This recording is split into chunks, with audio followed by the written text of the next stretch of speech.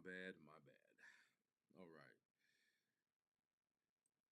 Now, real quick, for those of y'all who maybe did not just have a chance to join us last night, make sure y'all can, yeah, y'all can hear me. For y'all didn't have a chance to join us last night, I'm gonna tell you to be honest with you, charting sexual. There we go.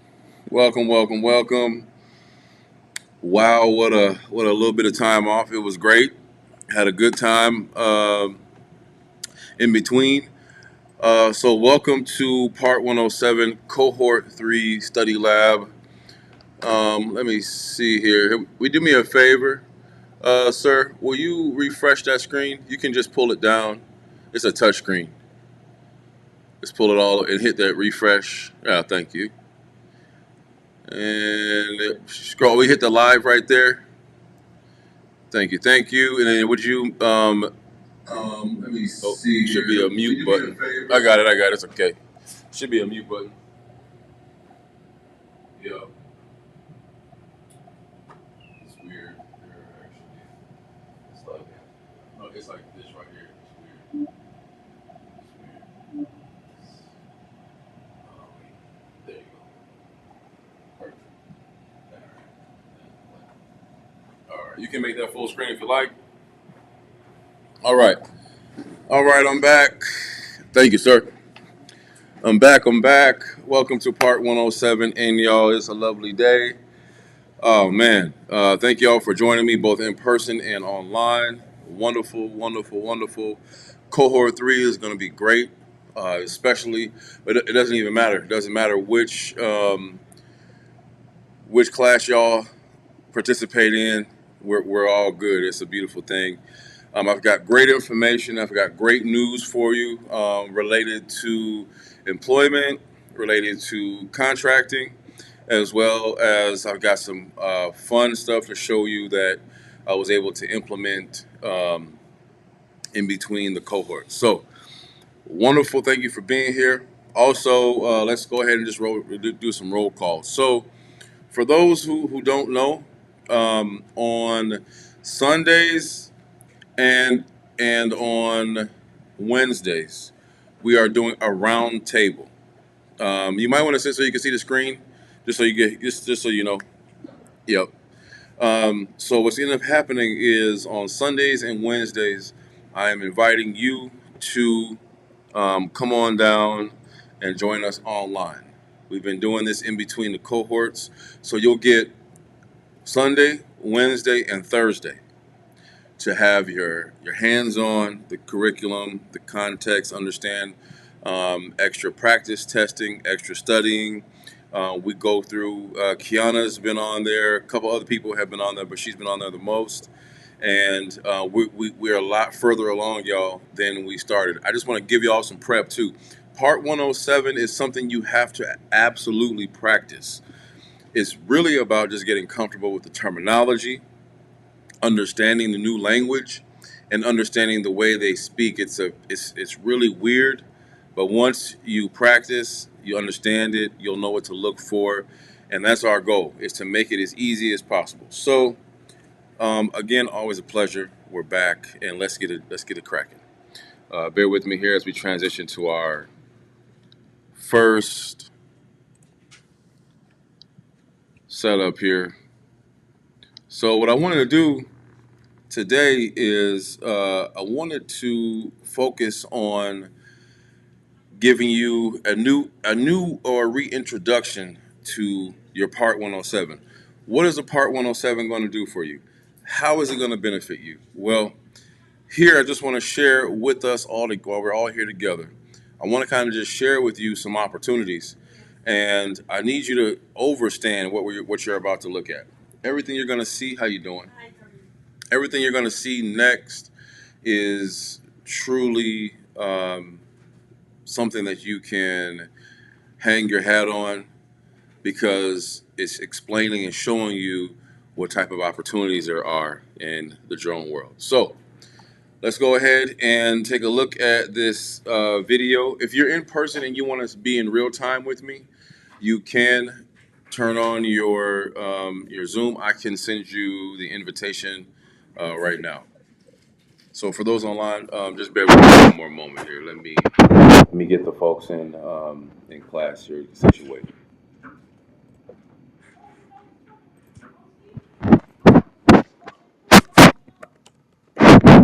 Get y'all a little bit of I should have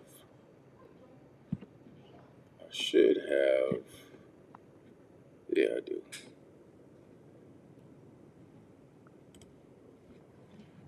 All right, bear with me. I'm just gonna get the folks in class situated.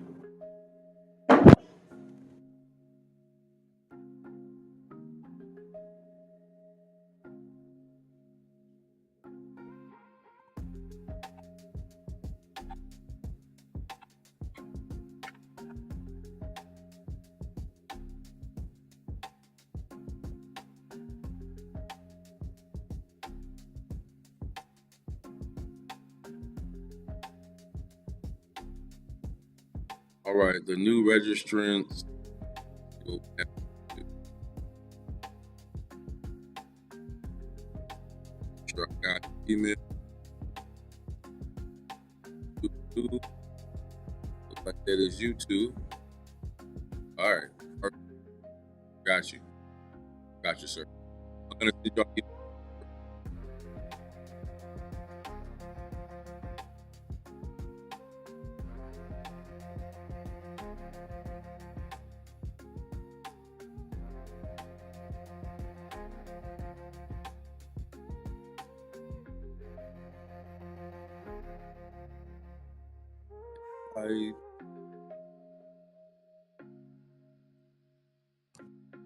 Okay, there's 1 and 2. Okay.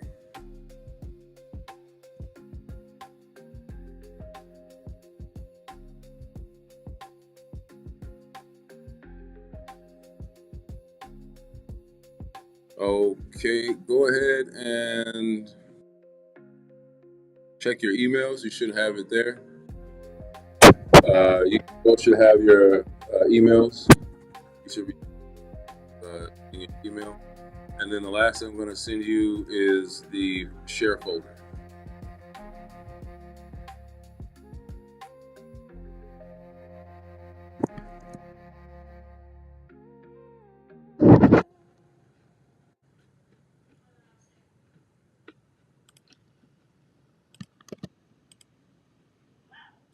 All right, viewer. All right, so you should receive 2 emails for those of you who just registered just now in class. All right, so let's go ahead and move back over to the opportunities that are available to you in the world of drones.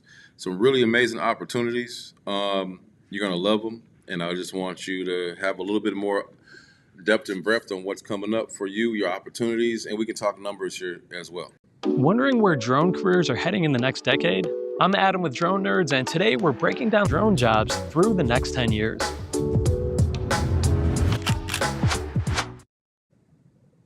As commercial and industrial drone fleets scale, there's growing demand for specialists who can keep these specialized machines running.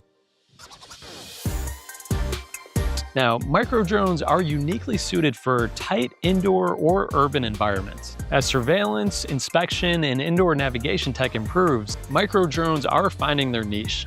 Fact.mr projects a growth of about 16.8%. Real estate, wedding films, tourism promos, and branded content continue to fuel the drone filming services market. Watching movies, you used to see amazing aerial shots with helicopters, but now directors are turning to drone pilots to get the same shots at a fraction of the price. It's also way quicker to set up, and drone pilots can get into spaces that manned pilots couldn't even imagine. This industry is expected to grow about 17.4% each year. This field covers AI-assisted inspections, autonomous mapping, and real-time data analytics, growing at a rate of about 17.7% each year. Inspections reduce the need for scaffolding, shutdowns, and dangerous climbs. Drones can reach areas where people simply can't go. This is why pilots in the energy, telecom, and infrastructure sector are so valuable. This sector is expected to grow about 18% each year. Construction sites now rely on drones from everything from progress reports to safety monitoring, as the global construction drone services market grows about 23.4% each year. Drone surveying cuts hours off traditional fieldwork and produces highly accurate maps. According to Fact.mr, the drone land surveying market will grow about 24% each year. Agricultural drones are redefining precision farming. They allow targeted spraying, pest control, and crop monitoring at scale. That's with the growth rate of about 24.7% each year. Now, this one is particularly big, especially given the recent proposed regulatory changes by the FAA with Part 108. Now, as we all know, the drone delivery market is exploding. BVLOS operations, especially for medical and last-mile logistics, are transforming rural and urban deliveries. Growing at about 25% each year, this sector is expected to hit about $3 billion by 2033. From updating firmware to replacing motors, these specialists are becoming essential. A survey of about 500 drone fleet managers found that half cited maintenance downtime and a lack of trained technicians as being one of their key problems. This market is expected to grow about 27.5% each year. And speaking of repairs, Drone Nerds does service both commercial and enterprise drones, and we've repaired thousands of drones in the past 5 years. Now, one thing people are probably wondering is, will there be drone jobs with AI automating so much?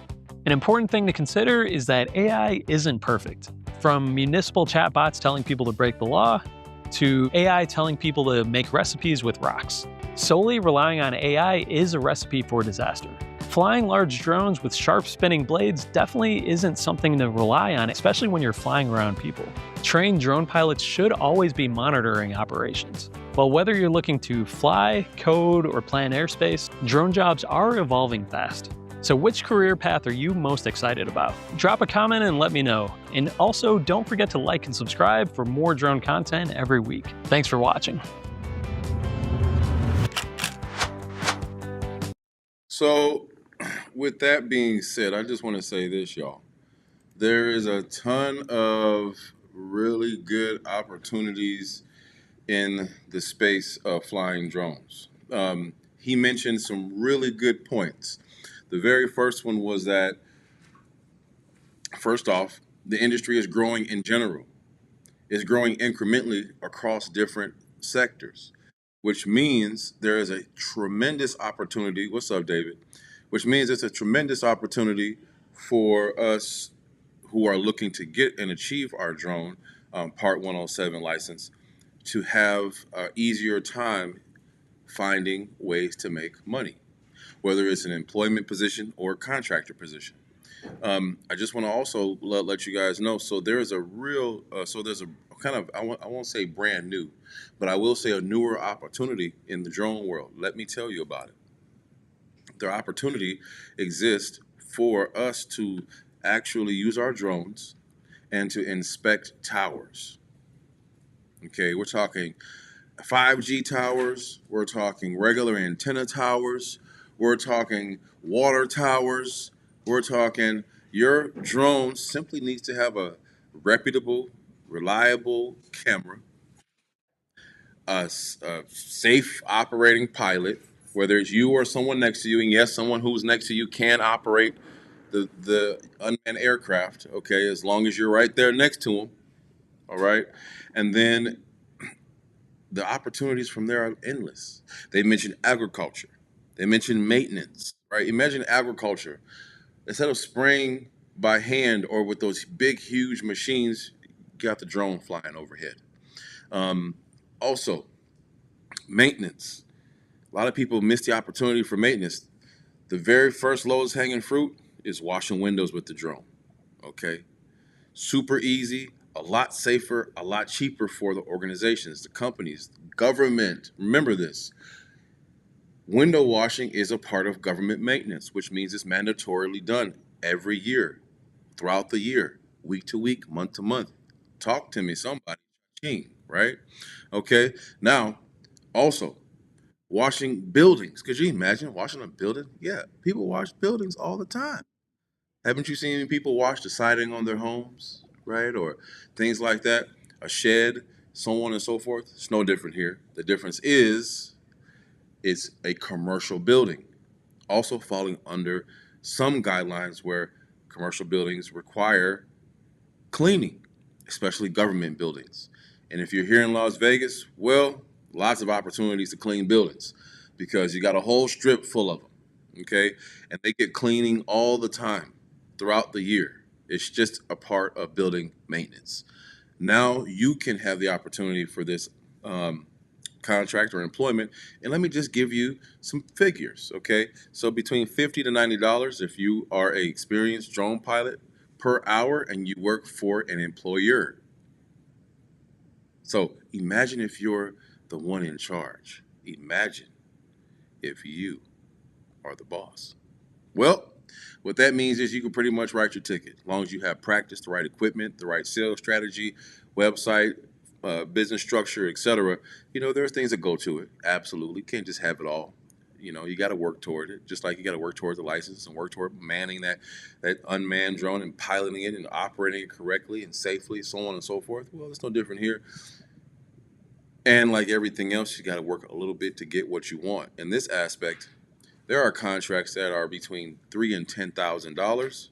There's plenty of opportunities. There are contracts that you can get right now on an annual or multi-annual basis, and they start at around 2 million. So it just depends on who you're working with, how you're aligning yourself. And remember, don't ever forget this: every state, every city, every county, every school, and yes, even every single casino, hotel, resort has what they call a supplier portal. Write that down. You want to look up the name of the organization and then supplier portal. So if it's 3M, supplier portal. If it's Meta, supplier portal. If it's the electric company, that name, supplier portal. And then you'll get registered as a supplier. And a supplier is the one who is a contractor. You are supplying a service, you are supplying a product, you are whatever it could be. Okay. And that's a whole nother class, but I can't leave it out because it's important. It is really the inroads of how you become self-sustainable in this market. Okay.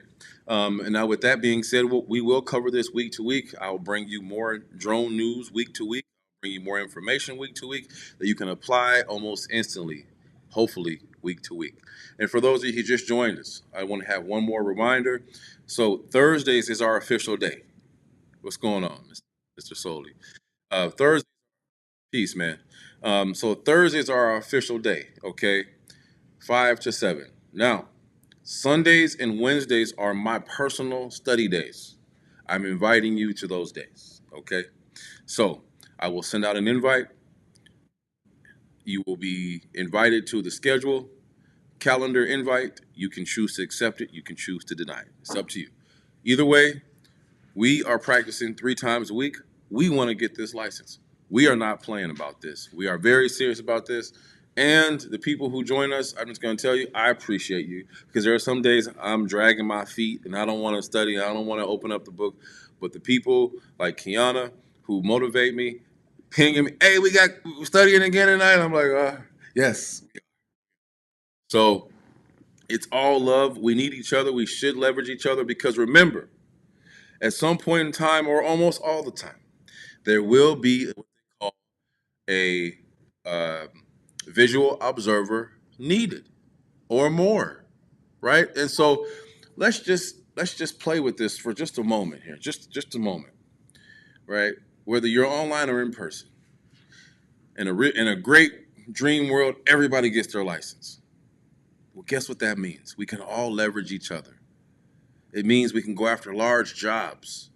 It means that one person can fly and one person can man the hose spraying down the windows. It means one person can fly and the other person can control the camera.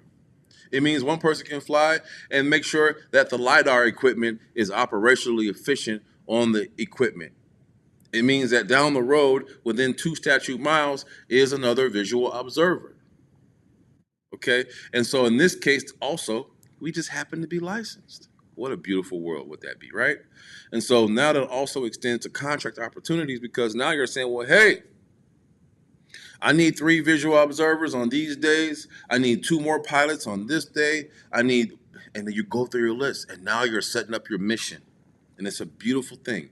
And don't get me wrong, he did mention, AI teaches people how to make food with rocks. First off, if you're trying to make a recipe using rocks, I think we might have to examine other problems or other potential issues you might be facing. Okay, if you're using AI to make food using rocks, all right. But what you do and take advantage of on Saturdays is I'll show you how to use the tools. I'll show you how to connect your Chat GPT browser with, say, the METAR report so that you can get an accurate reading if you have trouble charting, if you have trouble setting up your mission. We will cover how to use AI to set up yourself in terms of leveraging the AI to make you more efficient so you can focus on your craft versus the paperwork. Okay? Yes, you'll have to check it because the human is always required to be in the loop. But when it's all said and done, when you read, guess what you do? You also get to learn. So it's a beautiful, you kind of win all around, right? So, with that being said, again, welcome. I'm excited what I have to show you next here. I mentioned in the email, so bear with me while I get this queued up.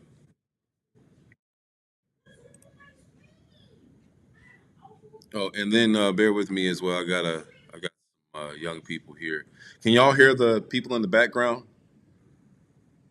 All right, if it gets, please let me know. Okay, please let me know if it gets too loud in my background. All right.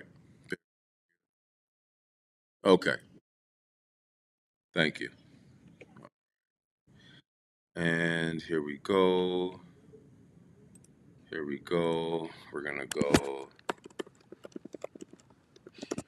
Now, I know a bunch of y'all have been here already, and that's fine. But when you got here, you may not have known what to look for. So let me help you out real quick. And I don't know why the screen is so big, but bear with me. Custom, right, shape, perfect. There we go. Sorry, y'all. Day one it was crazy coming, getting everything set up, getting back in the role here. Nothing wanted to work. It was weird. I think that's kind of how it goes sometimes. Maybe it's a test. I don't know. But I ain't quitting. Okay. So let me show you this here, and we can be on the same page. It's just giving me a one little technical glitch. Wait, why is that there? Okay. And for those of you who are new, just this kind of stuff happens periodically. So I do appreciate your patience. Yeah, I know you're new, and this is your first time seeing us, but believe me, we work out the kinks, and it usually goes well. We just need a little time sometimes. All right. So here's where we are now. Okay, I'm going to take you to the website because I want you to have something. I'm going to leave something here. This is our last cohort for this opportunity here that we have running. It's our cohort 3. And, I felt obligated to make sure I did my best all the way through. And so if you go to my website, nvhub.net, you're going to see a resources tab at the top. And when you get to that resources tab, you're going to be able to hit it. Now, you're going to see a few different things here. Okay, you're going to see a learning vault, live and upcoming. You're going to see Part 107, Study Lab, Start Now, News and Updates, and Official Readiness Report. Side note, you probably want to take a look at this Official Readiness Report. This is a white paper that we did based on the cohort that we've done so far. Very intriguing information, super motivating to make sure that we learn AI. I promise. If you don't know how to use AI in the next 18 months or so, it's going to be real hard to get a job. So that's just one part. The key where I brought you here is for this right here, Part 107. Now, this here is my gift, my legacy that I'm going to leave here. Okay, what this is, okay, if you just put your name in, I'll just put my name in with my email. Okay, you're going to get this screen. Okay, then you're going to get this information here.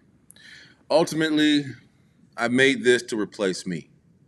Okay, I'll also be embedding additional content from other Part 107 leaders, both on the web, including YouTube and online. Okay, I don't believe in one source for information. I believe that we should all have multiple avenues to get and look for what we're trying to find. In this case, I'm not going to gatekeep. Kiana, I know this will be good, pretty fun tool for you. This is very interactive. So what we have here is the learning paths. Okay, we have regulations, module 1, 2, 3, 4, and 5. Regulations, air charting, weather, loading and performance, and operations. You can see here, you can elect to start a module. Okay. The process is really straightforward. Study, recall, correct, and repeat. So this whole system is set up for us to essentially have an easier time remembering this stuff. Let me go ahead and walk you through, and then we'll kind of tentatively get started here with our study lab. Okay. And oh yeah, go ahead.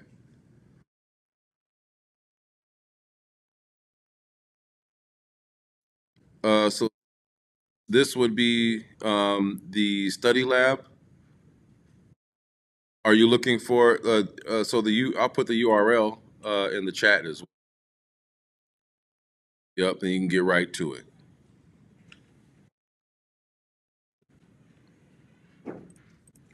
It is a subdomain on the site. It's part107.nvhub.net. And so as you use this tool that we've designed here, now it's going to ask you questions, and it's going to be really straightforward.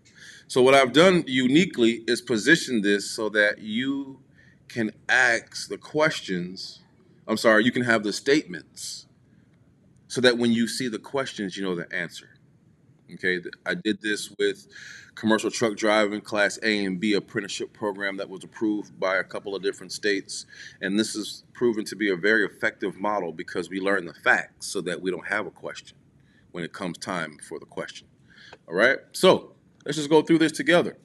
All right, an unmanned aircraft must weigh less than 55 pounds at takeoff, including everything attached to or carried by the aircraft. Also, you'll notice I make sure to offer you. Oh, hold on, I got to turn off this water machine. It gets pretty loud.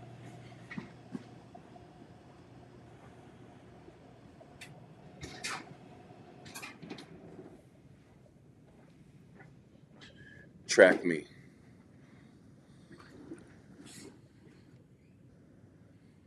Track me. There we go. Okay. Get my little robot staff together here. Okay. So, what you'll notice is that we provide the CFR for Part 107. So you have a direct reference to where to find the federal documentation for the answers. Okay. So it's always layered, it's always referenceable. And so here you go. Remember that exactly 55 pounds is not considered a small unmanned aircraft under Part 107. So now all you need to do from here is confirm that you gather, that you understand, that you comprehend. Go on to the next one. An applicant for a remote pilot certificate must be at least 16 years old, meet the English language requirement, and be physically and mentally able to operate safely. The English language requirement, just for everyone to have transparency, simply means you have to be able to read the test. If you can read the test and answer the questions, you have met organically the language requirement. Remember, the age is 16, not 18. A remote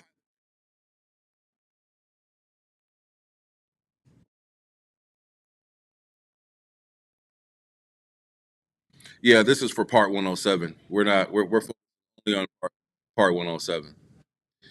Alrighty. So, a remote pilot exercising certificate privileges must have a remote pilot certificate and identification readily accessible all the time. All right. We talk about this in our previous cohorts. We have a workbook of some sort. If you have a workbook, something that you carry with you, something that you bring along for your missions, so that if anybody does pull up, you just pop it open. It's a beautiful thing. All right. Let's move on. All right, the remote pilot in command is directly responsible for and is the final authority over the small UAS operation. What that means is, everybody, is that you as the PIC can have an unlicensed person next to you who is actually operating the unmanned aircraft. The FAA is very specific in that you must be able to take over at any point in time, at a drops of a whim's notice, to perform any emergency maneuvers if and when necessary. Remember this: a client, property owner, or a visual observer cannot overrule the remote PIC's decision for safety, okay? You are in charge.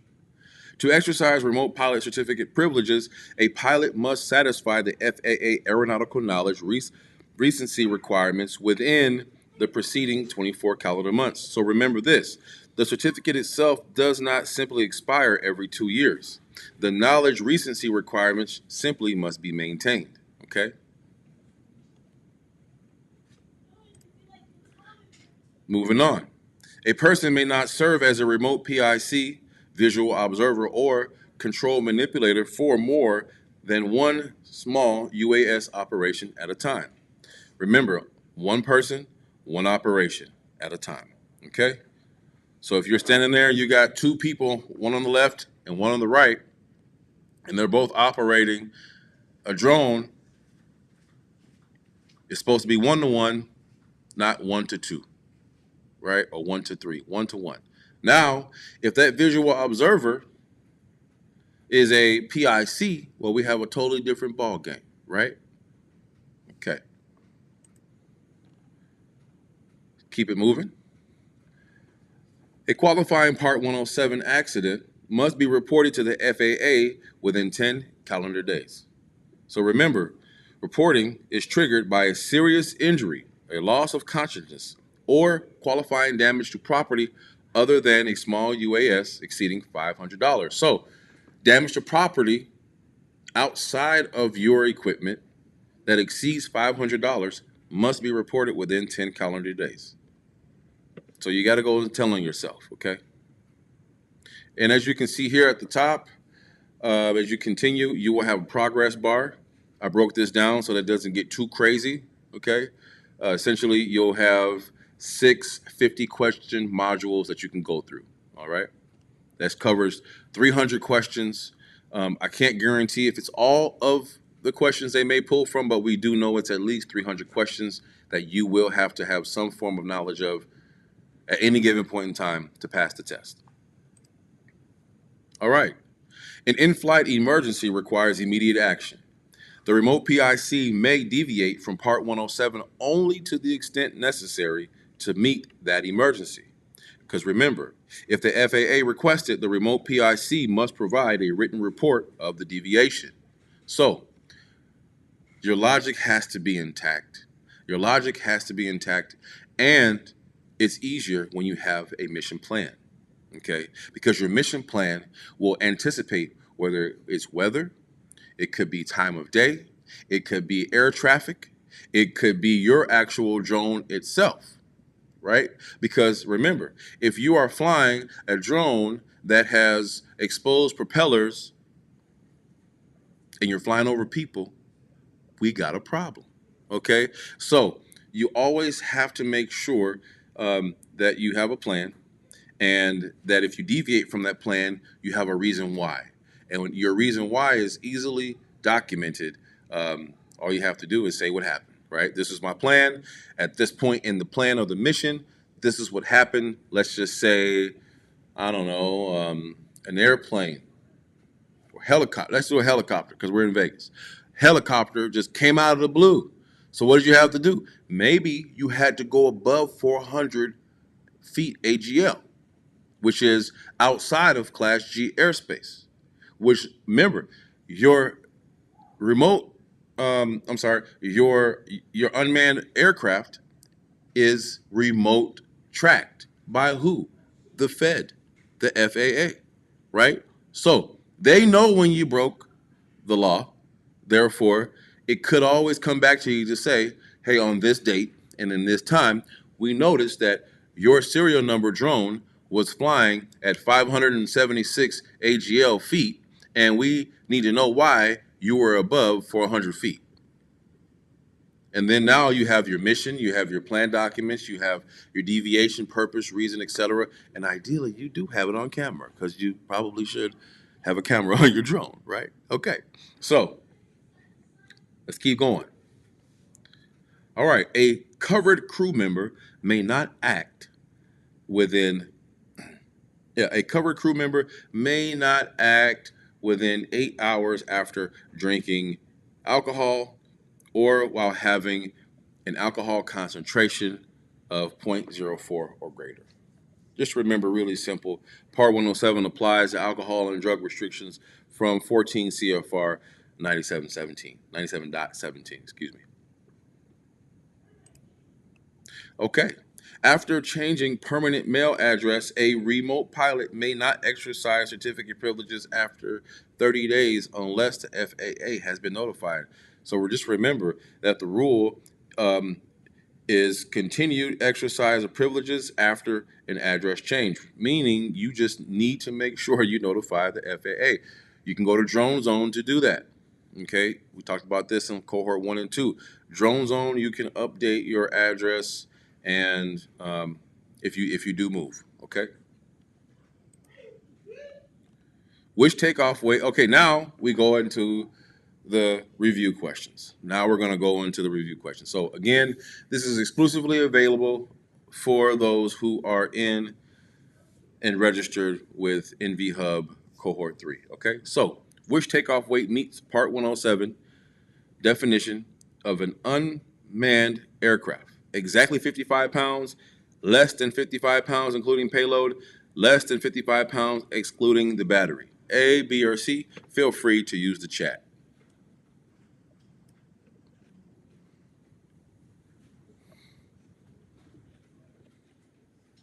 And for those who do use the chat, I will pop up your responses on the screen.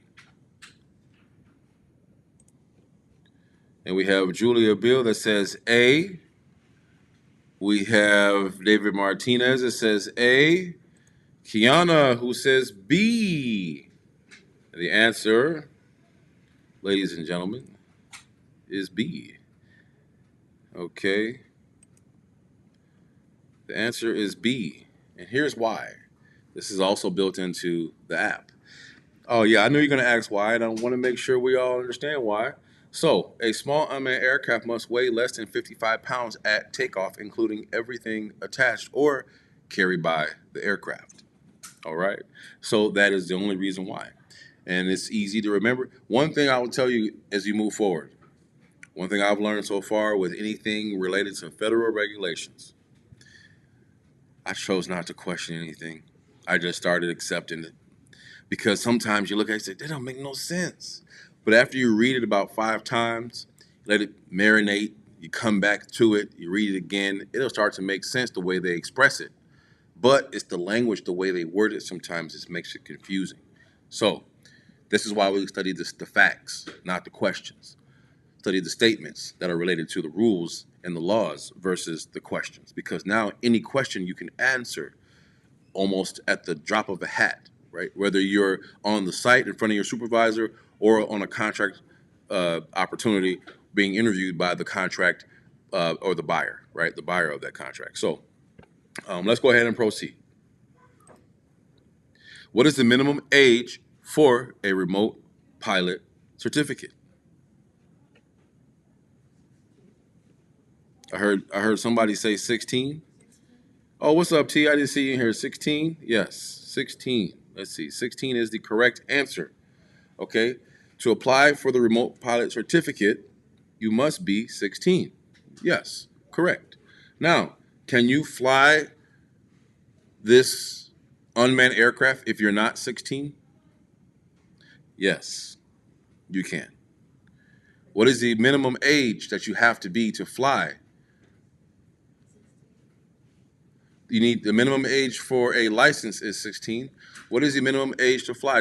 Might anybody know from my previous cohorts? The answer is 13. Yeah, the answer is 13. The question wasn't up here. That was just a little test question that I threw in there. So, for clarity, in order for you to get the certificate license to fly the drone, you have to be 16, as it states here. However, in order to fly a drone, you must be a minimum age of 13. Got to be 13. Very good. All right. Now, what must a remote pilot have readily accessible while exercising certificate privileges? Here's what I want you to remember. Certificate privileges are very straightforward.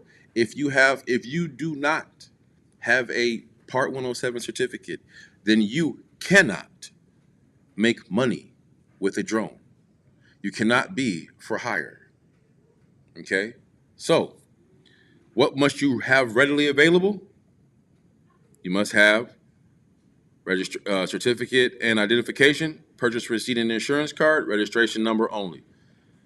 We have A.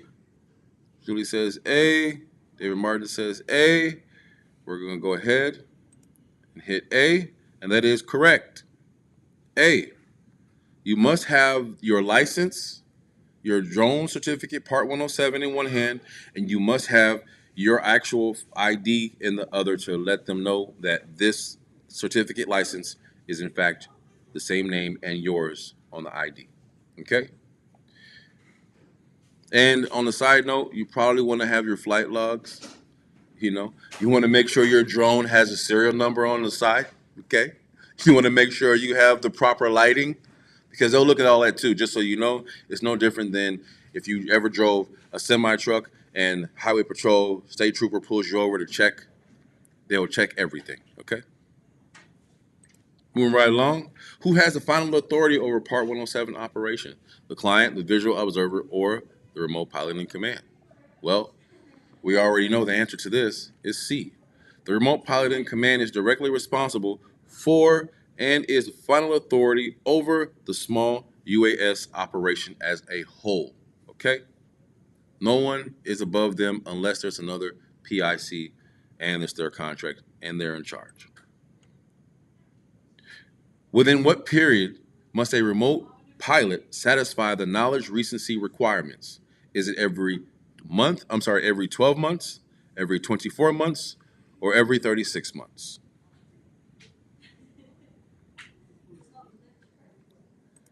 We have Kiana, B, Julia, B, David Martin, B. Here we go. Correct. To exercise the remote pilot certificate privileges, a pilot must satisfy an FAA aeronautical knowledge recency requirement within the preceding 24 calendar months. Stay up on top of that. Moving right along. How many simultaneous small UAS operations may one person serve under Part 107? Well, we know the answer to this, right? Right? Sure do. A, right? One at a time. 1 to 1. 1 to 1. There can only be one pilot to one aircraft, one unmanned aircraft system. Okay? How soon must a qualifying Part 107 accident be reported to the FAA? See how the language kind of is a little bit weird, right? It's how soon must a qualifying Part 107? Well, qualifying Part 107 accident essentially is saying what? What are the features that go with this? 10 days? Yes. 10 days? Yes. But what is another note? Let me ask you this. Outside of the damage to your unmanned aircraft, what is the amount that the incident must exceed in order to be required to be reported? Over how much? Somebody, mama, know what you're talking about. That's right. Over 500. Over 500. So I just wanted to make sure that we're on the same page. Sound like she might get her license before you. All right. That works. All right. So when may a remote pilot, excuse me. Good. When may a remote PIC deviate from Part 107 without prior authorization? Because remember, all your flights normally are authorized. Most of them, depending on what airspace you're going to be flying in. Okay? Depending on where you are.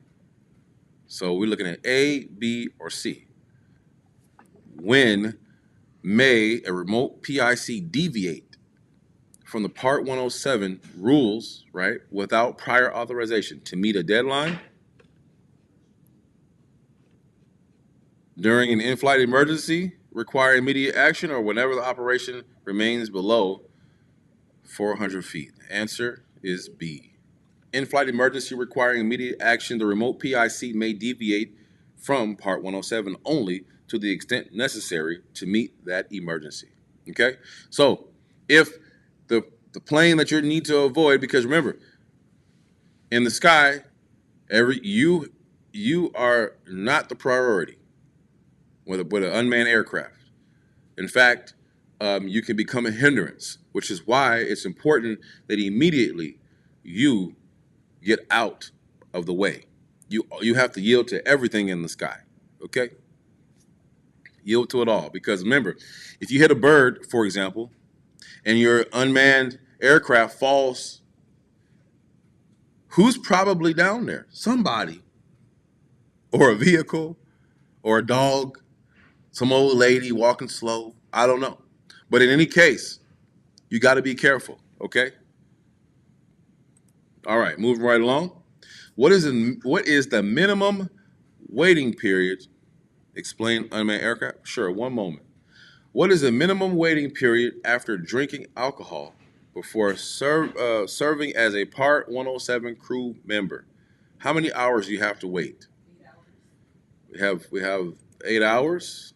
That is correct. 8 hours. 8 hours. Correct. It's straightforward. All right. Don't do it. Don't do it. All right. Moving right along. After the address change, how long may the remote pilot continue exercising without notifying the FAA? How much grace period do they give you here? 30 days. Man, you better go get your license before everybody. All right. I'm just saying that out loud. No, that's right. 30 days. After changing permanent mailing address, a remote pilot may not exercise certificate privileges after 30 days unless the FAA has been notified of that address change. All right. So let's go here. I'm also testing this live as we do this, folks. So making sure that it's working well. So here's your results. We had 100% perfect recall. Okay. So you have review statement option. You have retake review, and then you can start the next lab. Okay, you can do all of this online. Let me take a quick pivot here because all of you need to know where to find this information. So bear with me. Let me go ahead and share. Change this. All right, so you should have received an email invitation to this folder. All right. This folder is the Nvhub, AI Genie, and Part 107 Cohort 3 Study Lab. All right. In this folder, you will find right here, Part 107 Study Lab. You have the rest of the night, maybe even the next day or so, to extract whatever you want out of here. All right. Told you I wasn't a gatekeeper, so I'm giving it away. Here you go. All right. So you have to have a Gmail account. For those of you who do not have a Gmail, you should have received an email today asking you to use a Gmail account. And so everyone else should be able to access this if you go to your shared with me in your Google, right, which is right here, shared with me. and then you'll find a folder. It says number 1 Nvhub. Once you go in there, you're going to see the Part 107 Study Lab 3, and then you'll be able to find diagrams that will be very useful for you. These diagrams are available widely on the internet. I just made our own to kind of help us a little bit. Let me give you just a second. Mission files as well, the anatomy of the drone controller. This here, if you are looking to get ready for a drone mission, I've created a worksheet for you, okay? Can't lose when you follow the worksheet. Can't lose. It's been made and drafted according to the FAA standards. And then from here, if you want to try to catch up, which I think you should, day 1 through 4, you will find additional study materials. Just to give you an example, worksheet again, asking you questions, and then some of these are filled in so you can have, it's about redundancy, it's about knowledge retention, right? And then you can also access the answers, all right, right here, right? So there's nothing that should be left in the dark. There is nothing that should be considered difficult. If anything, the only thing you truly need to do is practice. That's the only thing you truly need to do. Ms. Julia Bill, you asked a question. You said, what is a small unmanned aircraft? It literally is just that. It is a small aircraft that is and happens to be unmanned. Let's go back here. Diagram, here, mission file. Let's look at it. So here's the basic drone anatomy, all right? So here's what we're looking at is it's unmannable. No person can fit inside this thing. Therefore, it has to be remote operation, right? So that is what qualifies as is small. It is also unmanned, and it happens to also be an aircraft, all right? What you will learn, though, is that they do have drones that are not considered small. With those, you will have to escalate your class certificate from Part 107 to, from G, you'll probably have to go up, into airspaces. And remember, airspace goes up to Class A, which is 60,000 feet. All right?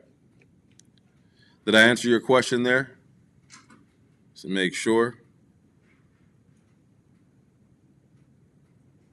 Oh, yeah.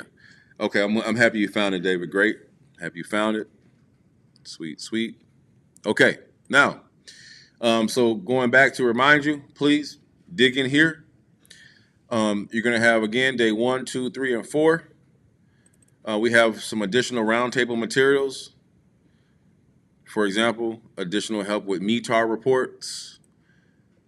Okay, I'm showing you this because we only have 4 weeks versus the previous cohorts. We had 8 weeks, and then we continued another 4 weeks. So a lot of this information we have covered, and we will cover it again in parts. However, I highly encourage you to go and do this on your own. For example, what is the difference between true north and magnetic north? Right? These are the different things we need to understand. And it says pretty straightforward here. Just to give you an example of how clear these notes are, weather reports such as METAR and TAF use true degrees. Runways, compasses, and drone headings use magnetic headings. All right? So when would you use them? Right? You use these ones.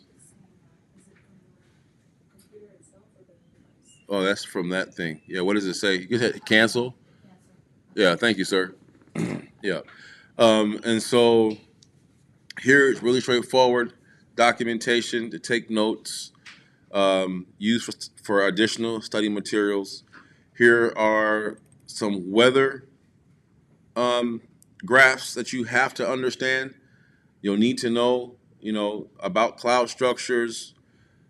This will help you operate your unmanned aircraft a lot more efficiently, a lot more safely as well. All right.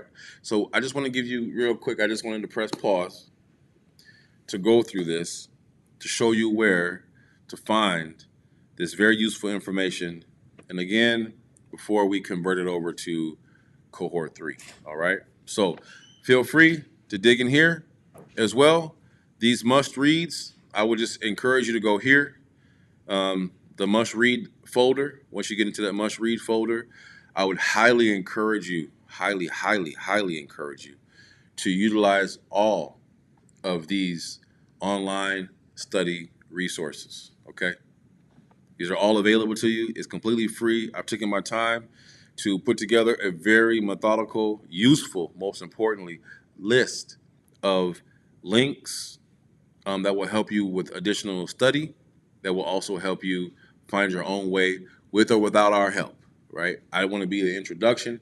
You finish with me, great. You venture off and you do your own thing. I'm not here to hold you back. I'll just say it like that, all right?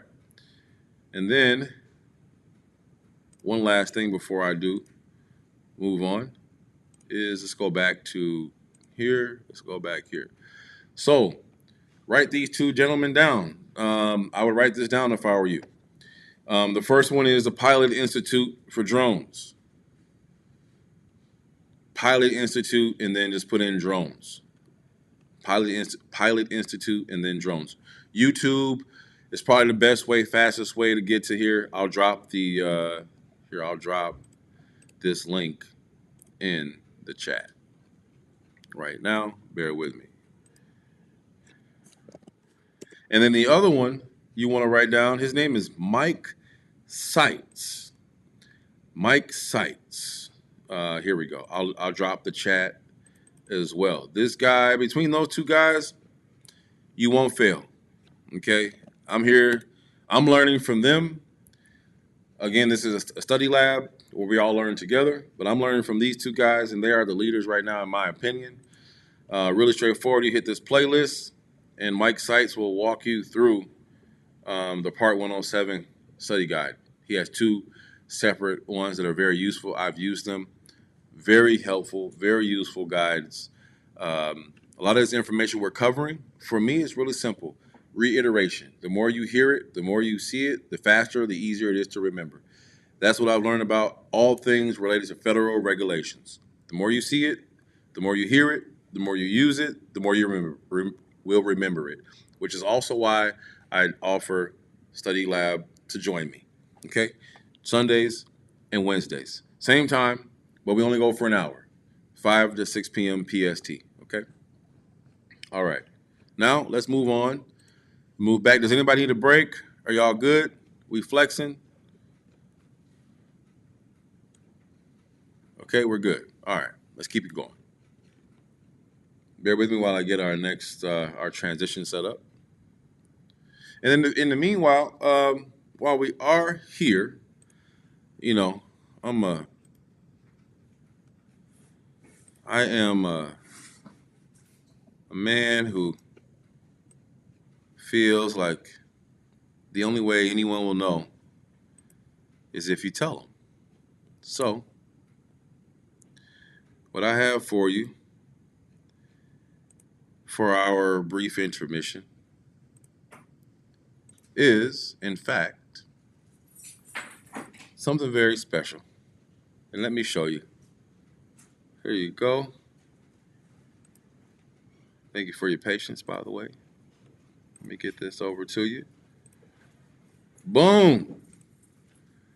If you got your phone there, go ahead and QR code that. We'll take if you're in the chat, I just uploaded the link. So please feel free to go ahead, show me some love. This is how we get paid. We ain't at church, but we need a little offering. We need an offering for your opinion. We need your feedback so we can pay our non-for-profit bills. Make sure we get our reporting done. So I'll give everybody a couple moments here, and in the meanwhile, I'm working on this part too. Probably our next round class, I'll have some different sounds, but for now.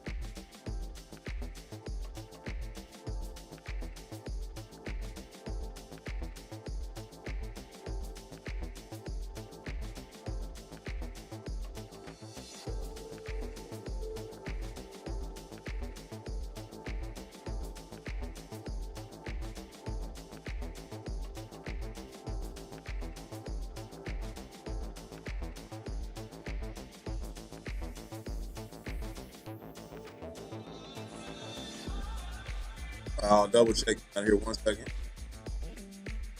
Here, I just put it in. Just double check.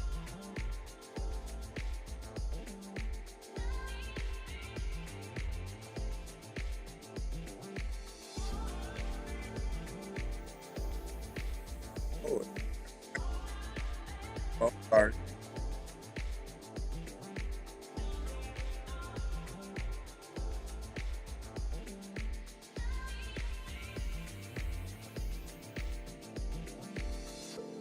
There we go. My apologies.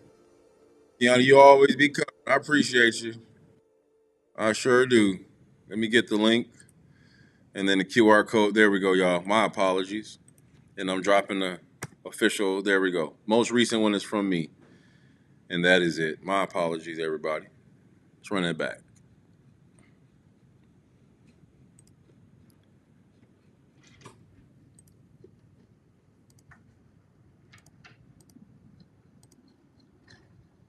All right.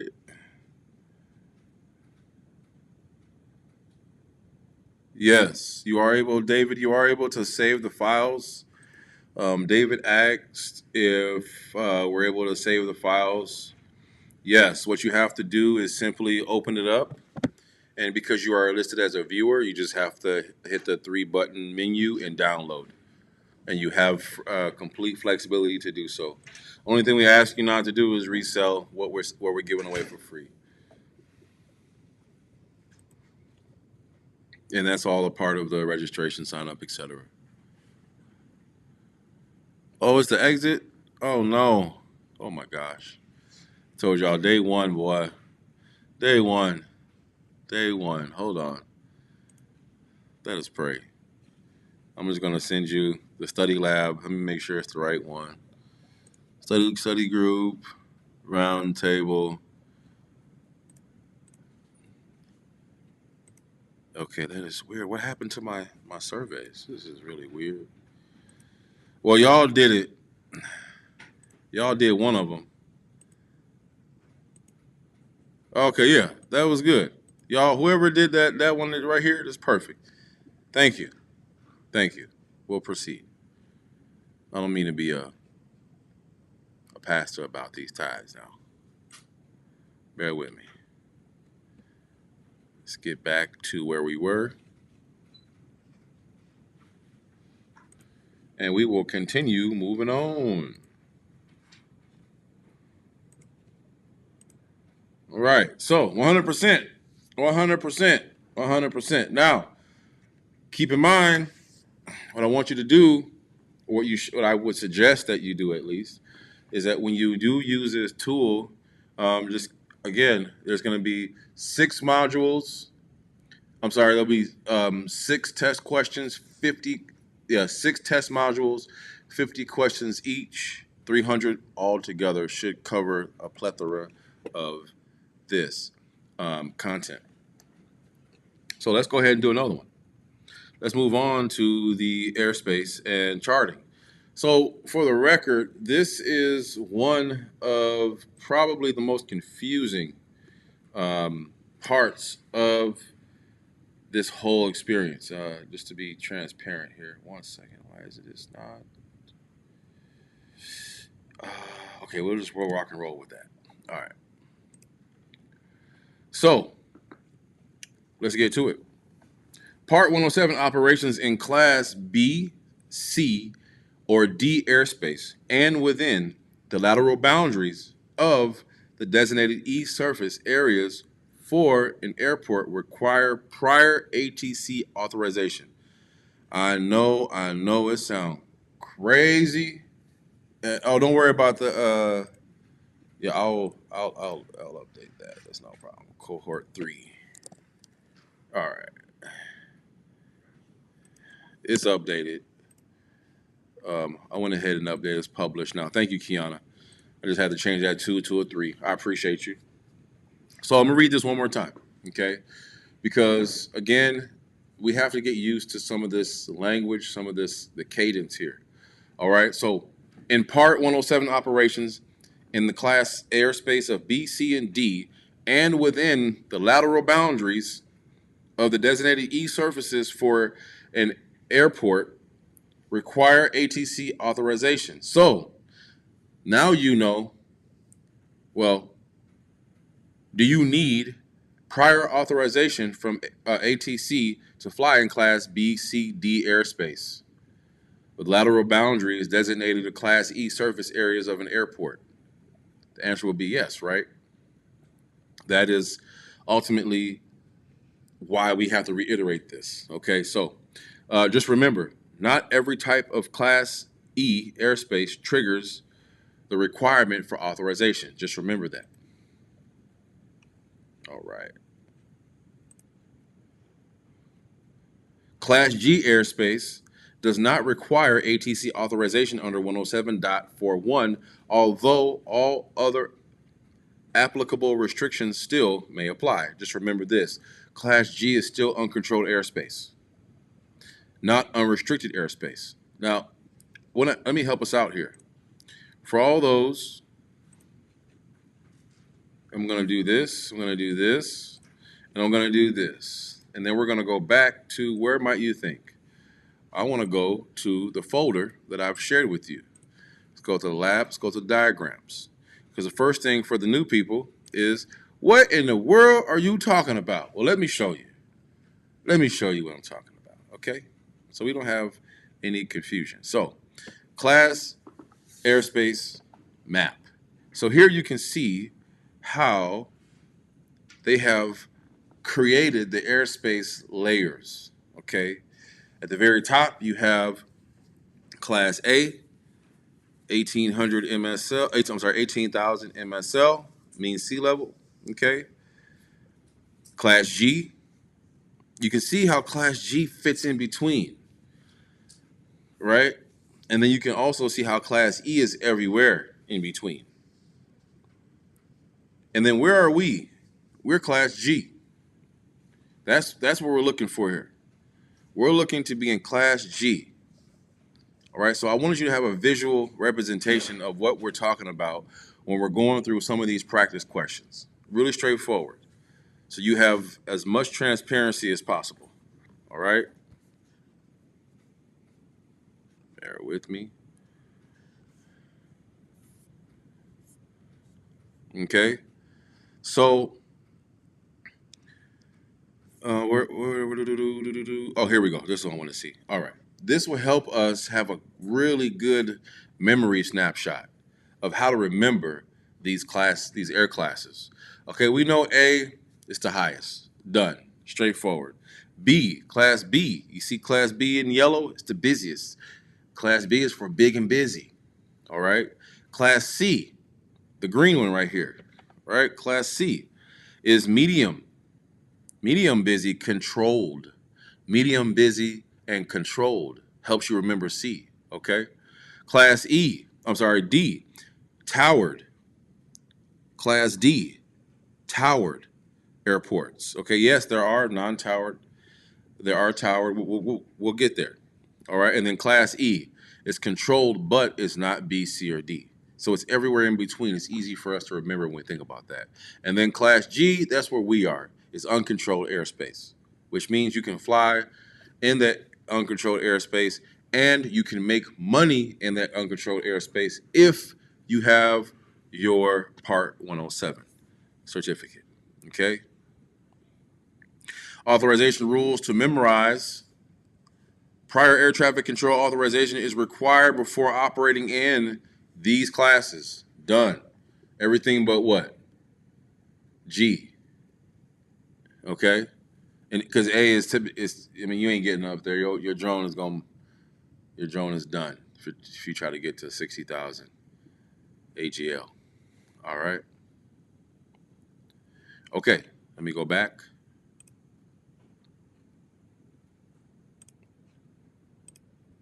To our. Okay. So Class G airspace does not require ATC authorization. Anybody know what ATC stands for? Thank you for asking, Ms. Beal. Anybody know what it stands for? Anybody want to take a guess? Man, you good. Air traffic control. That's right. Air traffic control. Kiana, thank you. And what is your name, Miss? And Jackie in class. She hit it on the head right away. Air traffic control. So you have to, yes, you, you, if you want to fly, have to call air traffic control. That sounds like a real boss move to me, right? Hey, hold on. Tell you, I gotta call air traffic control before we move forward with this mission plan. Make sure we get approval. Wow, you sound like you know what you're talking about, and I do. All right. Class B airspace boundaries are depicted on VFR sectional charts with solid blue lines. Um, Let me go and pull that up for you as well. Actually, I have it prepared over here.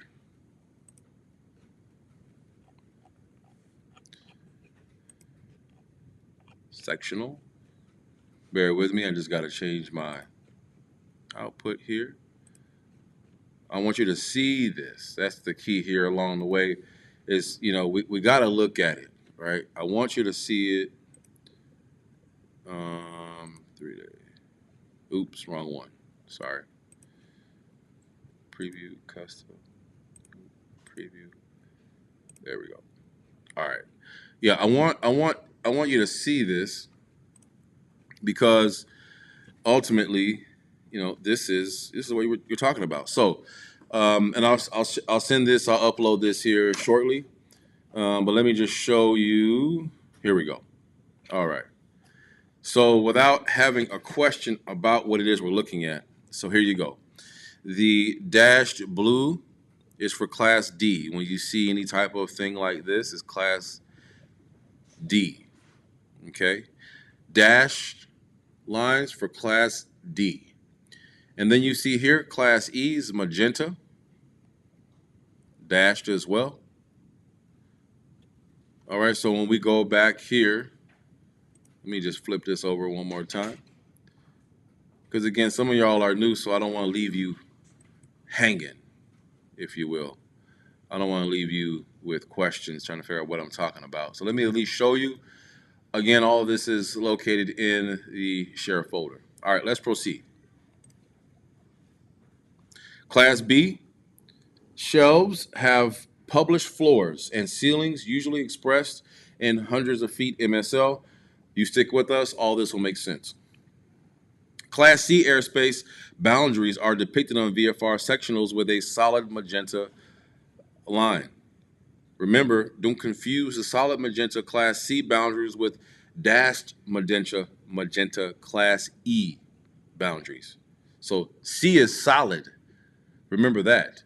Class C airspace is shown and depicted by a solid circle.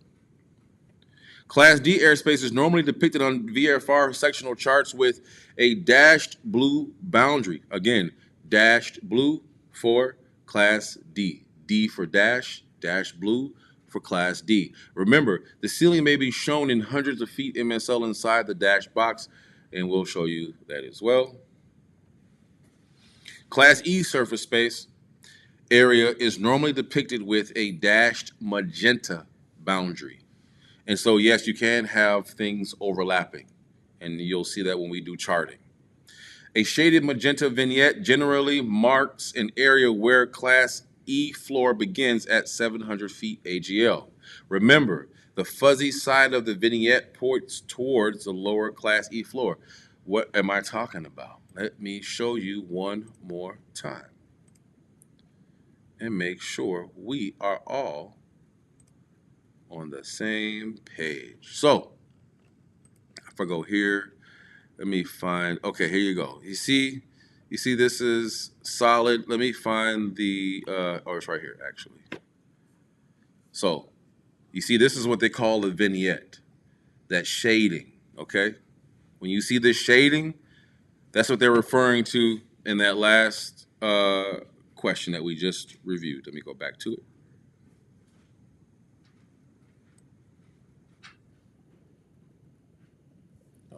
Am I in Chrome? Yeah. All right. And then we have the link to the chart, okay, as well. So that it doesn't need, you don't have to be confused when you're online. We have the link right here. You hit that link, it'll take you right to the FAA. Okay, so there's nothing to hide. All the information is here.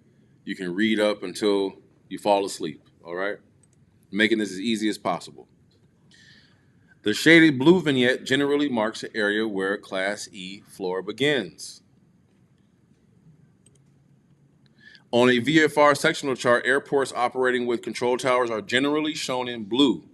Airports without control towers are shown in magenta. Well, how do we know that? Because you're going to have a document that shows you exactly that. All right. Here's where we're going to zoom out. Let me zoom out. Okay. And here we go. Here we go. Towered and non-towered. Okay. Straightforward. Blue towered with, okay. And then let me walk you through how to look at this. Let's just break this down. So the very first thing we want to do when we're looking at this stuff, just on the side note, is we want to look exactly for the symbol on the chart, name the clue. So what's the color? What's the shape? And then translate that. So let's go here. It's really easy, straightforward. Little sample question. Okay. Blue. You can write this in. You'll have this. I'll drop this in the box. Actually, I'll drop it in there momentarily. Blue means towered. Magenta means non-towered. A runway shape. Here we go. Non-towered air runway, towered air runway. Really straightforward. It's like learning the knobs and the buttons in your car when you first got into a vehicle. You looked at the control dash and you're like, what does all this stuff do? Well, similarly, here is how we have to understand charting. We have to replace symbols with terms and words. Okay. Let's wrap up this and take a short intermission while we change direction. Okay. So on the VFR sectional charts, airports with operating control towers are generally shown in blue. Airports without control towers are shown in magenta, as you saw before.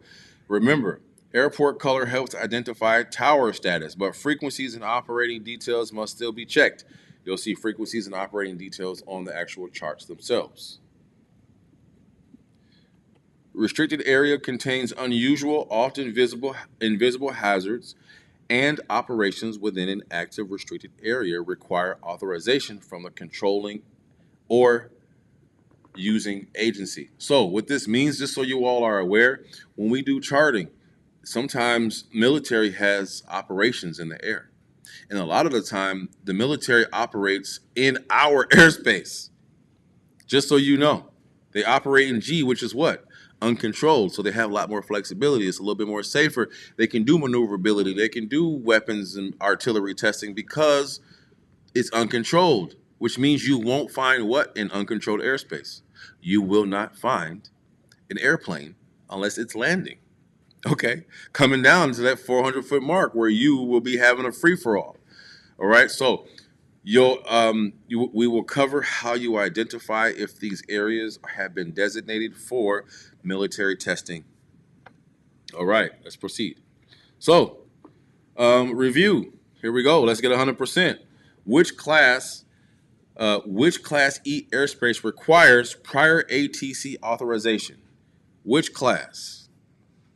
Which class E airspace requires prior ATC authorization under 107.41? Is it A, everywhere class E area, designated class E surface area for an airport, or is it only class E above 10,000 feet?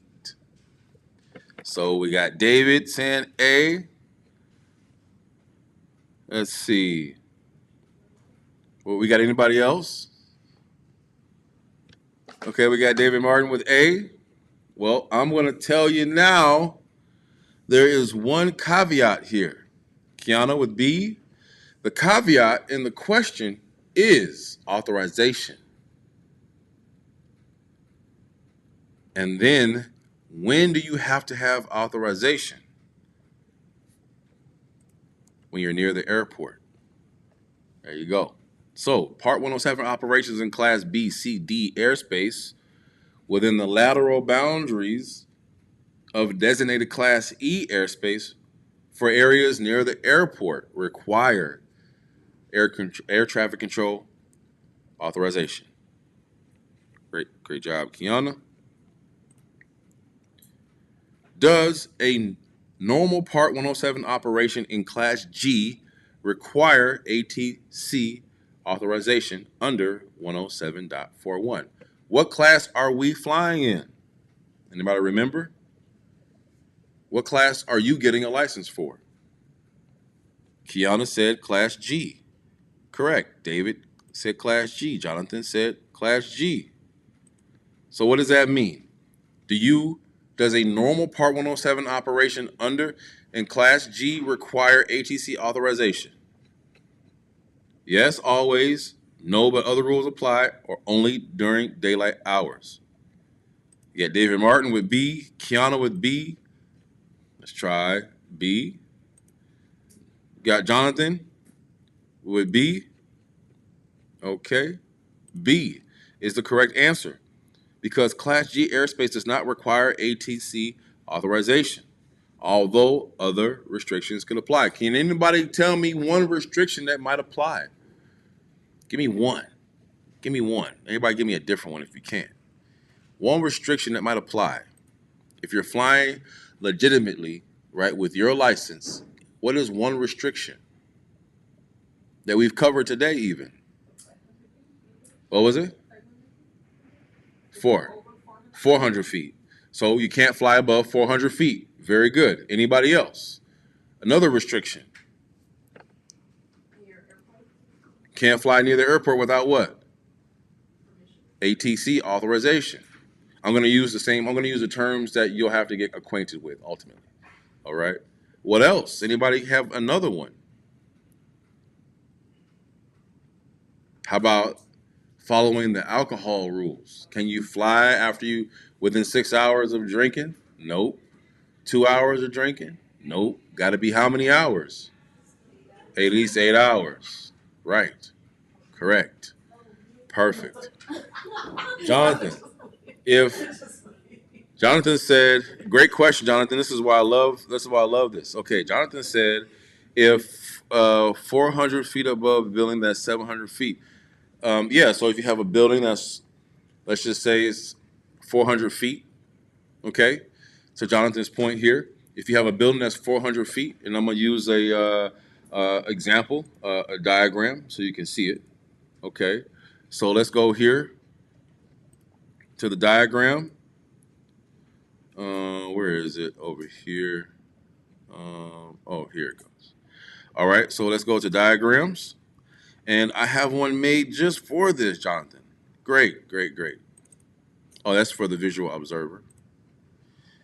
This one would be, here we go. All right, so Jonathan, if you have a building, all right, that you are faced with, and you got a project or whatever it might be, okay. Come on. Let me use this one. All right. So let's say come on. What in the world is going on here? Let me see. Okay, let's do it like that. There we go. Okay, so you have a building right here. This building is a 400-foot structure, AGL, 400 feet AGL, right? So now you need to get over this building, all right? You need to get over this thing, okay?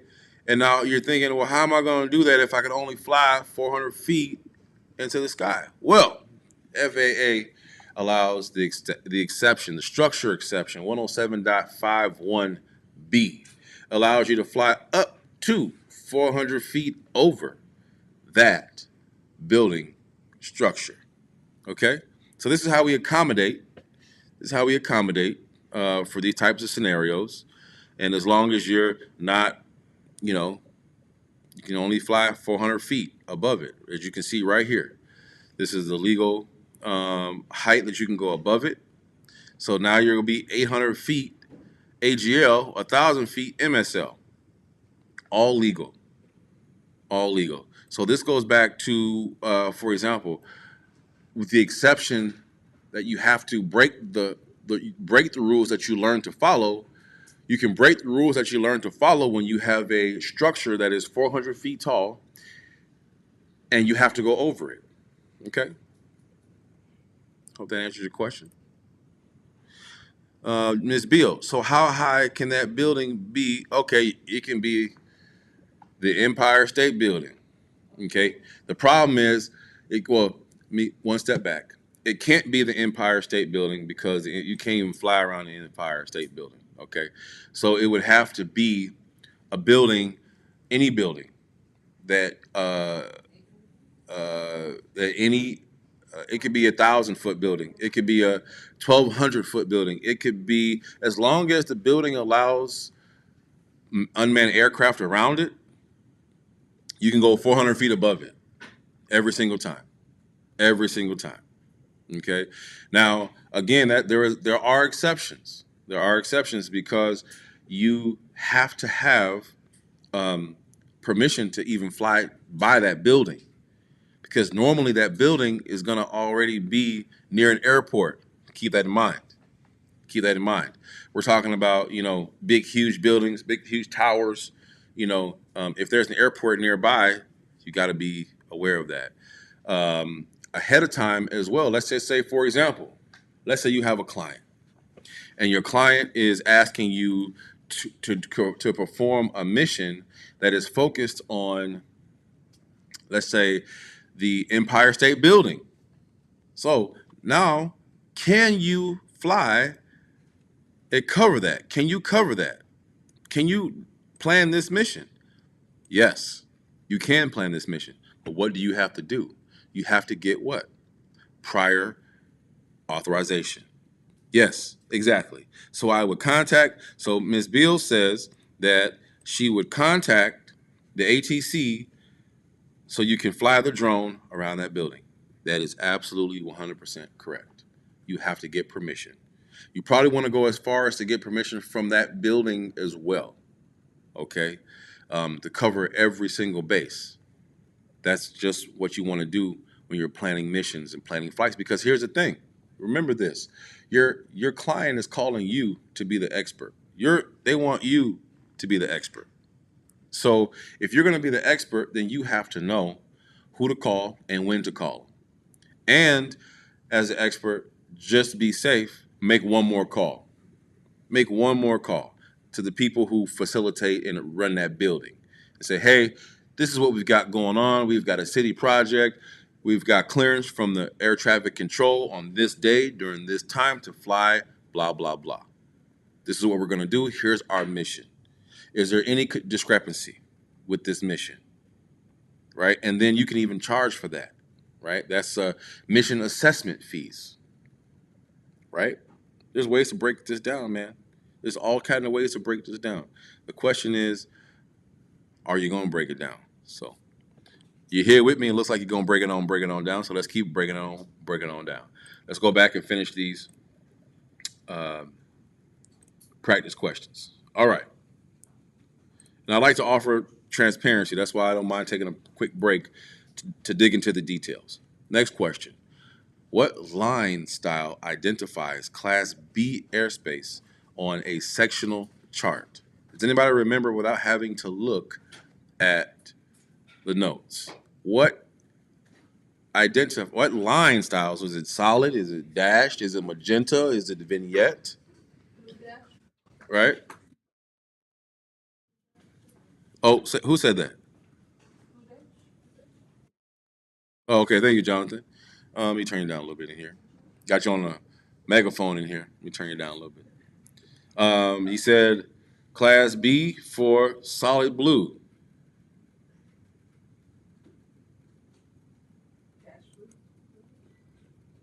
Correct. Kiana, David, correct. Correct. What are we going to remember here? Class B. B for blue. B for solid blue. Now let me ask you this. Side question, pop question. If it's solid, yeah, yeah. If you watch from your phone, it's real time. If you watch from YouTube, there's a slight delay, like TV production. So solid blue is for class B. Now, if it was asking for class D, what would be the answer here? If it changed it from what is the line style that identifies class D, what would be the answer here? David Martin says C, and that would be correct because D for dashed blue. D dashed blue. Correct. Thank you, David. All right, let's move on to the next one. All right, what line style identifies Class C airspace on a sectional chart? Class C airspace on a sectional chart. Kiana, we have Kiana saying solid magenta. Correct. Class C airspace boundaries depicted on the VFR sectional charts with a solid magenta line. All right, moving right along. What sectional chart symbol normally identifies Class D airspace? We got Kiana with A, and that is correct. Class D airspace is normally depicted on VFR sectional charts with a dashed blue line. And everybody who's been in here with me before knows sometimes I get bored with these screens. I'm gonna change it soon. All right, next one. What normally depicts a Class E surface area designated for an airport? We got Miss Julia Beal, Miss Beal with A.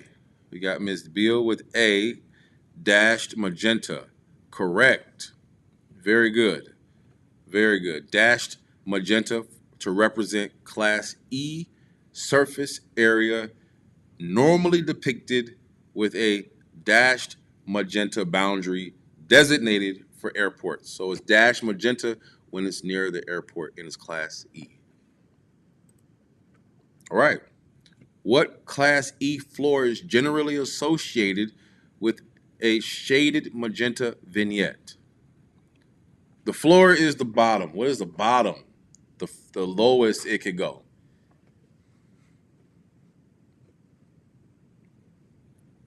Oh, we got an A and we got A, we got B, we got two B's, we got two A, we got one A.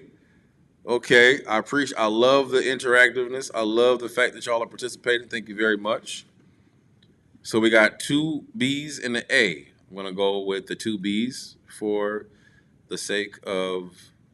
Oh, yep, there we go. The floor. Okay, so imagine you have airspace and the floor for E starts 700 feet above you. The floor for E starts 700 feet above you. Okay, that's what that means. What Class E floor is generally associated with a shaded blue vignette? Well, we know. Well, I'll let y'all answer this question. A, B, or C? What Class E floor is generally associated with shaded blue vignette? We got David Martin with B. You would be correct, sir. The shaded blue vignette generally marks an area where the Class E floor begins at 1,200 feet. AGL.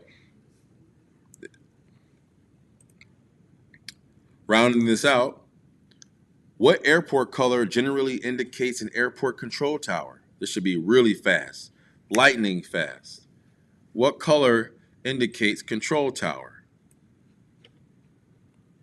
We got Mr. Martin with B, Kiana B, Miss Julia Bill B.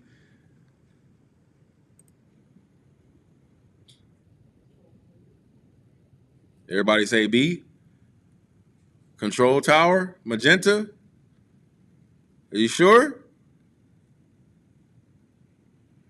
Are you sure? Answer is A. Answer is A. Control towers, control tower airports are always going to be marked in blue.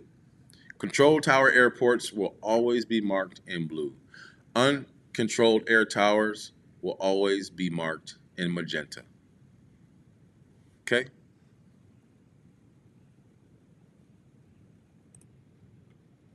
Last one, round it out. What is normally needed to operate within an active, restricted area? Really straightforward, right? Authorization from the controlling tower or the agency using the air. And the agency, just so you all are aware, could be a federal government agency. That's how these things are described. Agency using the air. All right. See your results, 100%. And just so you can go back here and you can look at the statements. You can come back here to the home. You can see how well you're doing. Remember, there's 50 questions. We've done 20 so far, as you can see here. You can go ahead and just continue learning right away. You can go and look at the modules. You can see that you've passed each one. And remember, there'll be 6 of these, 6 50-question modules for you to test yourself on. All right. What I'm going to do here is I'm going to go to Nvhub so I can show you how to get there. All right. I want to show you how to get here. So for those of you who may be looking online and have never seen this, you can choose to register for this now. Okay. It's free. And we are on Cohort 3. We're happy to have you. Come to the website. For all those who don't know, you can access the full vault. I'm just going to throw my information in here.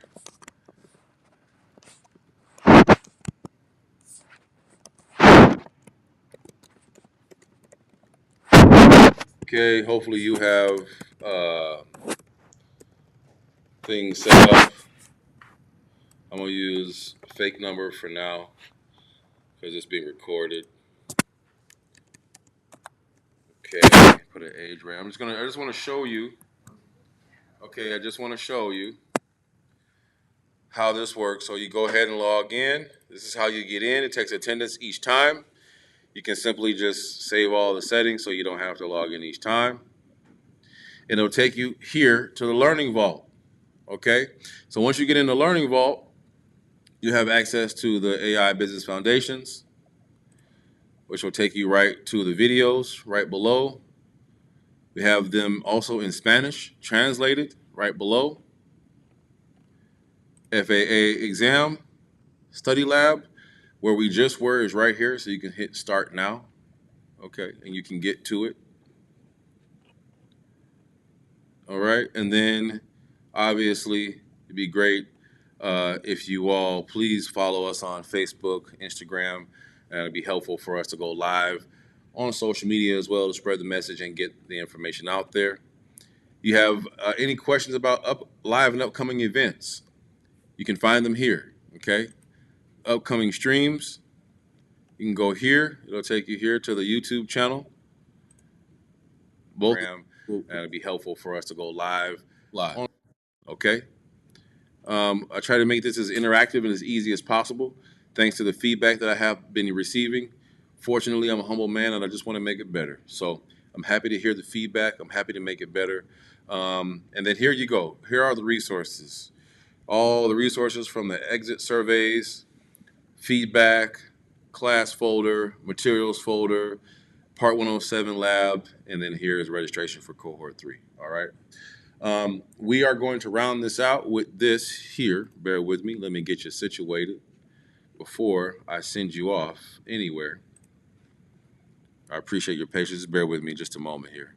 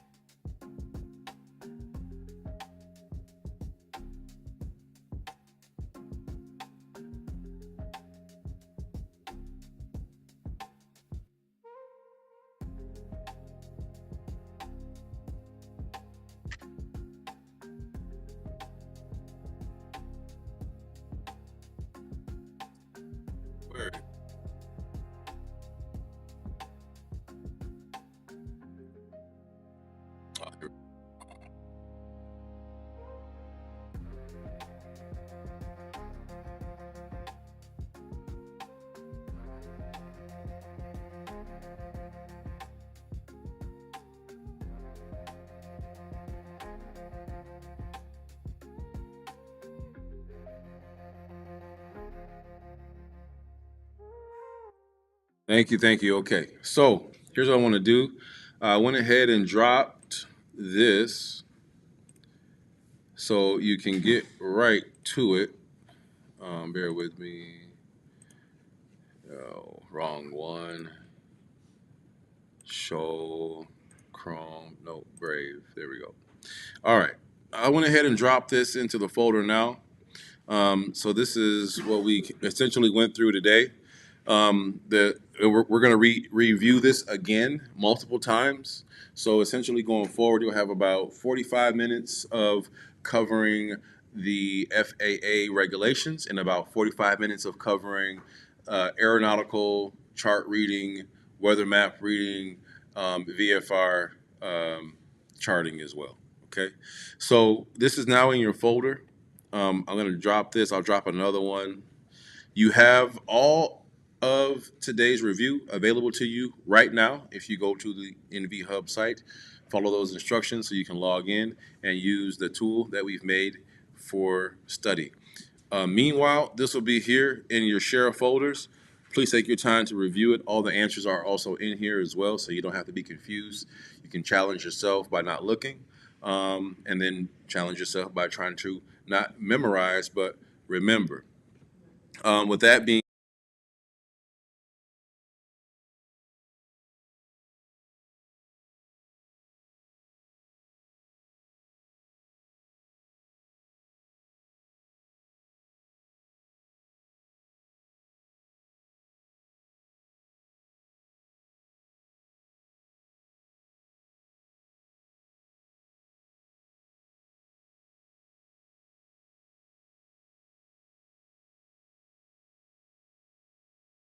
my sound left. Oh, sorry, I didn't realize my sound was gone.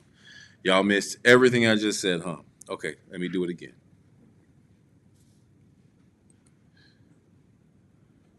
All right. So let me go back here. Let me go back here. Let me go back here. What's today's class? One, two, three, four? One. One. hmm So starting off good at one, is that what it is? And then two, three, four? You can start wherever you want, to be honest. There is no. It was asked. Where do we start? You can start wherever you're comfortable, wherever you want, wherever you like. Don't wait for me. Don't wait for nobody. Fly if you can, okay? Because that's what it's all about here. There we go. Finally, that's all I'm looking for. So what I was saying was, when you couldn't hear me, I dropped this document into the share folder. This essentially is for charting. This will help you decode the charts, understand them, walk you through what you need to know. I would recommend that you prepare yourself for the next and upcoming courses with this document here. This will be a very important document. Essentially, the next and upcoming few weeks, we're going to break down the 2 hours into 40 learning sessions. So, for example, 45 after the intro and the news feed and the business portion. Once someone is coming through on the Zoom. So, uh, what ends up happening? Oh, wait, I'm sorry. Okay. Yeah. So, what is that? Oh, hold on. I need to mute somebody. That's all. Let me go up to mine. Bear with me, y'all. All right. Just for a moment. I'm just going to meet everybody just for a moment. So, this document here will help you prepare and study so you can remember what the blue means versus the magenta, so you can have an understanding of the boundaries. Thank you all for coming. Okay. And then the floors of the classes, so on and so forth. So use this as a study document, along with the information here in the diagrams that you have available, each of the study labs 1 through 4, the materials as well, and then I'll start uploading stuff into this one here shortly. Okay, so you have this from today, this one here, day 3, and you have this one from today as well. Okay, this one covers some of the regulations, okay? And we'll cover all this again. We'll reiterate all this again next week, all right? And between then, you have Sunday to join us, you have Wednesday to join us, and you also have, again now, the Thursday to join us next week as well. What days do we have study labs? Study labs will be on, in fact, let's make it easy. David, thank you for asking. 1 second here. Study lab. Here's what I want you to do. If you want to be invited to the study lab, send me an email to this email right here. It's in the chat right now. Send me an email that says, I want the invite. I just put the email in the chat right now. If you want the invite, use the email to send me an email in the chat. I put it in the chat right now. Say, I want in study lab. Study lab will be on Sundays and Wednesdays at 5 p.m. PST for 1 hour. All right. Now, I thought there were a couple people unmuted. If you have any questions, if you have any thing you want to ask before we round this out, please feel free to chime in now.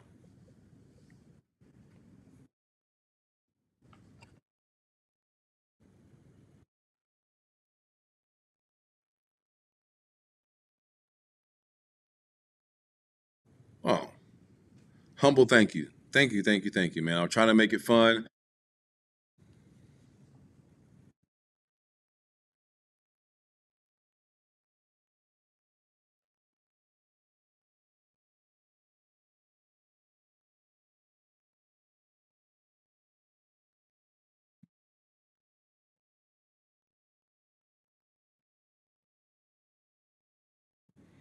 Yeah, that's Dave. And then David, if let me just double check. Dave, make sure you are in here. I want to make sure you're registered, so you can receive all of the communications. Ignite.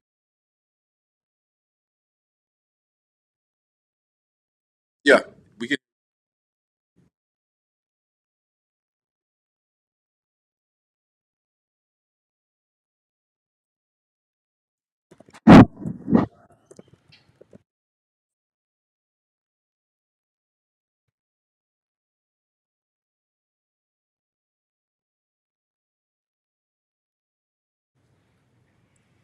Absolutely.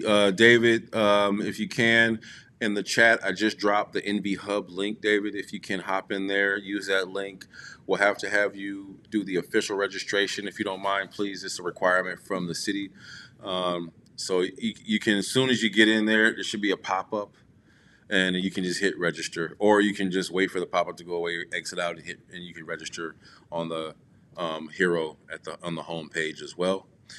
So thank you for that. This will guarantee that we can get over the communications to you. Just we have policies, we have some agreement things we have to follow. So if you don't mind doing that, be very helpful. Thank you both for joining and being new, as well as the folks here in class. The goal here, y'all, is to get you prepared, keep you confident, and build relationships. The opportunity here is tremendous. Again, if one, just imagine, all right. If just even 10% of us, two or three of us, get our licenses, we can actually put everybody else to work as a visual observer, which makes it uber easy now to do missions, right? Collaborate, to put people to work, to get people.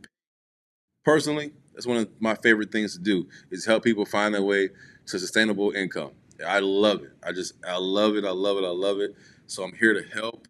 I'm also here to test. I'm going to be taking my test. I'm going to be adding unmanned UAT. I'm sorry, unmanned UAS to my portfolio for my government contracts as a part of my NAICS code. So everybody, please believe it. I will have contracts. Okay, believe that. collaborating if you're available. We're gonna be working together. We're gonna be making money together. Okay. This isn't just a one-time situation. Hey, look at me. I'm teaching. I'm giving out instruction. Nah, nah, nah, nah. That's just the beginning to me. That's just the foundation to see who you really are. All right. So let's collaborate. Let's communicate. We're all here together, and let's just keep building. Any more questions before we close this out? That's my question. You're able to do them online too and not in person? We encourage in person only because it just kind of makes things a little easier. I didn't know folks were going to be here. I would have had some of this stuff printed out for you. Okay. So if you want just to hang for a second, I can send it to Yolanda to print Oh, no, that's fine. We can and look it up on the share folder. Yeah. Okay, I just didn't know like if days that he can't come in or something, he could do it. absolutely. Okay. We encourage in person. If you can't make it, obviously, hop in online. Absolutely. Yes, ma'am. Anything else from anybody? Sweet. I'm gonna just drop some of the comments. Thank you, Kiana. As always, I appreciate you too, keeping me motivated. David, I'm happy you're ready. I wanna, man, let's get it, man. Thank you, Miss Bill, for the kudos. And yeah, need to register. Who needs to register? David needs a link. Oh, nvhub.net. I'll here real quick. I'll walk through on how to get there. All right. One second. All right. So we'll use this. We'll use this. We'll go to nvhub.net.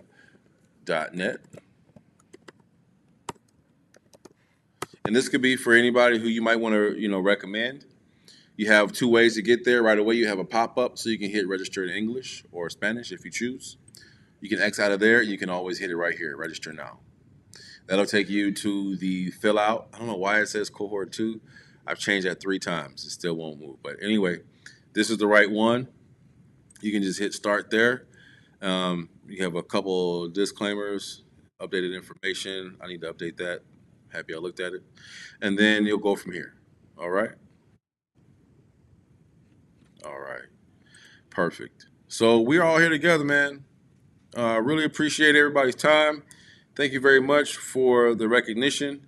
I'm doing my best. I want us to finish, and I want us to finish strong, man. So I'm gonna bring everything I got to the table so we can make it our best. Thank you all for joining us. We'll talk to you soon. Have a wonderful evening. Be safe if you're traveling. Great and good evening to you if you're about to rest your head for the night. Everybody take care. We'll see you on Saturday if you're joining us for AI. I look forward to showing you what we have coming up. It's going to be an amazing cohort 3. Thank you, everybody.